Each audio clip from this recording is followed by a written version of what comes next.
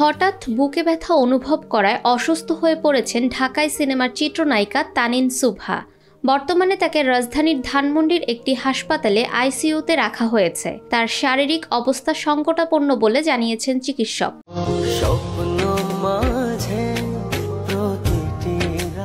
সোমবার দুপুরে হঠাৎ অসুস্থ বোধ করলে তানিনকে প্রথমে আফতাবনগরের একটি ক্লিনিকে নেওয়া হয়। সেখানে প্রাথমিক চিকিৎসা নিয়ে বাসায় ফিরলেও সন্ধ্যায় আবারও অবস্থার অবনতি হয়। এরপর তাকে বনশ্রীর একটি হাসপাতালে নেওয়া হয়।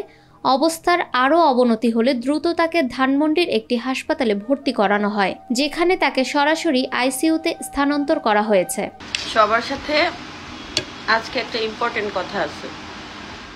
তানিন সুবহার মা তাসলিমা গণমাধ্যমকে জানান, সোমবার তার মেয়ের বুকে তীব্র ব্যথা শুরু হয় এবং কয়েকবার বমি হয়, যার কারণে তার শারীরিক অবস্থার দ্রুত অবনতি ঘটে। হাসপাতালের চিকিৎসকদের পরামর্শে তানিনকে আইসিইউতে রাখা হয়েছে। মেয়ের দ্রুত সুস্থতার জন্য দেশবাসীর কাছে দোয়া চেয়েছেন তানিন সুবহার মা তাসলিমা। অভিনেত্রীর অসুস্থতার খবরে শোবিজ অঙ্গনেও উদ্বেগ ছড়িয়ে পড়েছে।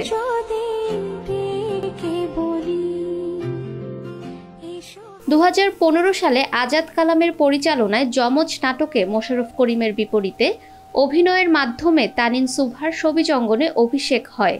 এরপর তিনি মীর সাব্বিরের আলাল দুলাল, সেলিম রেজার শিয়ানা জামাই, নাহিদ হাসানের marriagemedia.com সহ বেশ কিছু খণ্ড নাটকে অভিনয় করেছেন।